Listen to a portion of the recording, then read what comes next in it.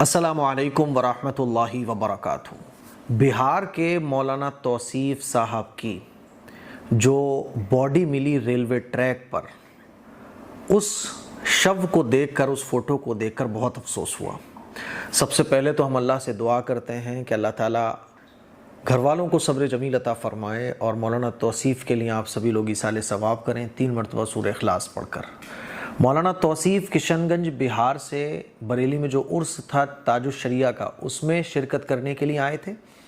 تاج الشریعہ کے عرس میں شرکت کرنے کے بعد واپس وہ کشن گنج بہار اپنے گاؤں میں جا رہے تھے۔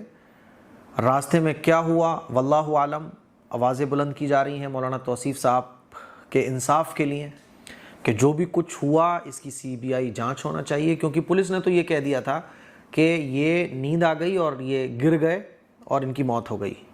لیکن مولانا توصیف صاحب کی بیوی کا یہ کہنا ہے کہ مولانا توصیف کا کال آیا تھا اور انہوں نے ہیلپ مانگی تھی۔ وہ کہہ رہے تھے، وہ ریکارڈنگ میں نے سنی، وہ کہہ رہے تھے کہ مجھے کچھ لوگوں نے گھیر رکھا ہے اور مجھے مار رہے ہیں، تم جلدی سے پولیس کو بولو کہ میری ہیلپ کرے۔ اس کے بعد کال ڈسکنیکٹ ہو جاتی ہے۔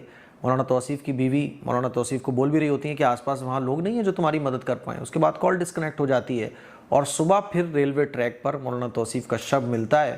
جب میں نے وہ فوٹو دیکھا تو بہت افسوس ہوا، بہت افسوس ہوا۔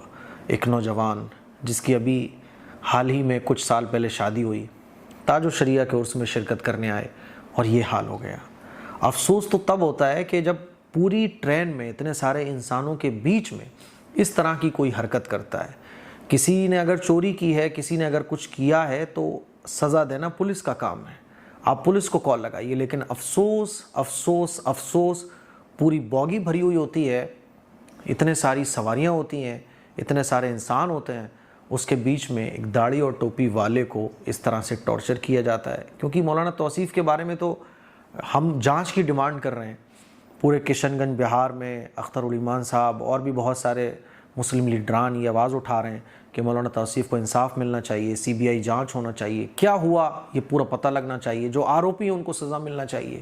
لیکن یہ کوئی پہلا واقعہ نہیں ہے، اس سے پہلے بھی بہت سارے ایسے واقعات پیش آ چکے ہیں کہ داڑھی اور ٹوپی دیکھ کر پٹائی لگانے کے واقعات۔ بعض دفعہ پٹائی اتنی کی جاتی ہے داڑھی ٹوپی دیکھ کر، کسی حافظ کی، کسی عالم کی، کسی عام مسلمان کی جس کے چہرے پر داڑھی اور ٹوپی ہوتی ہے، کہ بعض دفعہ پٹائی اتنی ہوتی ہے کہ وہ مر جاتا ہے۔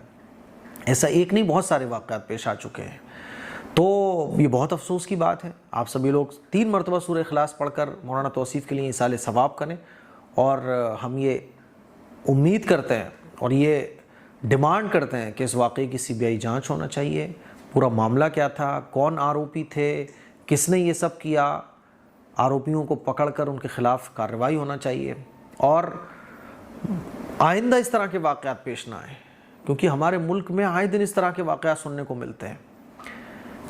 کسی حجابی خاتون پر طنز کسا جاتا ہے، کسی داڑھی ٹوپی والے کو پکڑ کے کچھ بلوانے کی کوشش کی جاتی ہے۔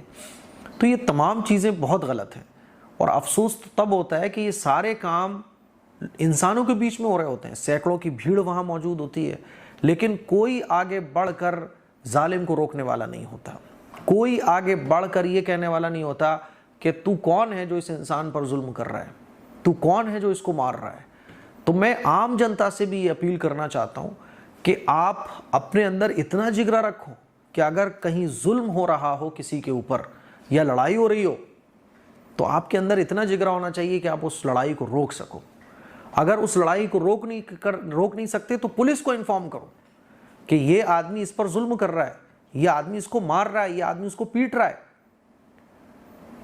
تاکہ مجرموں کے اندر ایک ڈر پیدا ہو۔ اب تو مجرموں کو بھی پتہ چل گیا ہے کہ جب ہم کوئی جرم کریں گے، کہیں لوٹ پاٹ ہو رہی ہے، کہیں کسی کو مارا جا رہا ہے، کہیں کسی کا مرڈر ہو رہا ہے، تو لوگ دیکھتے ہیں، تماشا دیکھتے ہیں، ویڈیو بنا رہے ہوتے ہیں، بھاگ جاتے ہیں۔ مجرموں کو بھی پتہ ہے کہ اگر ہم یہ کام کریں گے تو پولیس کے علاوہ ہمیں کوئی روکنے والا نہیں ہے، اور پولیس کے ذریعے ایسے لوگوں کی کاؤنسلنگ ہونا چاہیے، جگہ جگہ ایسے پروگرام ہونا چاہیے جس میں عوام کو جاگرک کیا جائے کہ جب ٹرین میں، بس میں، سڑک پر کہیں بھی کوئی واردات انجام دی جا رہی ہو اور پولیس کے آنے میں ٹائم لگے گا، آپ کو پتہ ہے، اور تب تک تو وہ لوٹ کے چلا جائے گا، مار کے چلا جائے گا، تو جنتا خود آگے بڑھے۔ اگر 10 لوگ بھی جمع ہو کے آگے بڑھیں نا اور ظالم کو روکنے کی کوشش کریں یا اس لڑائی کو ختم کرانے کی کوشش کریں تو اس طرح کے واقعات پیش نہ آئے۔ لیکن افسوس افسوس ہزاروں کی بھیڑ موجود ہوتی ہے، سب تماشائی بنے دیکھ رہے ہوتے ہیں، کوئی روکنے والا نہیں ہوتا، اور پھر کیا ہوتا ہے، کتنے لوگوں کی جانیں روزانہ چلی جاتی ہیں۔ دعا کریں بھائی، اللہ تعالیٰ ایمان والوں کی، ہمارے علماء کی، حفاظ کی اللہ حفاظت فرمائے۔ السلام علیکم ورحمۃ اللہ وبرکاتہ۔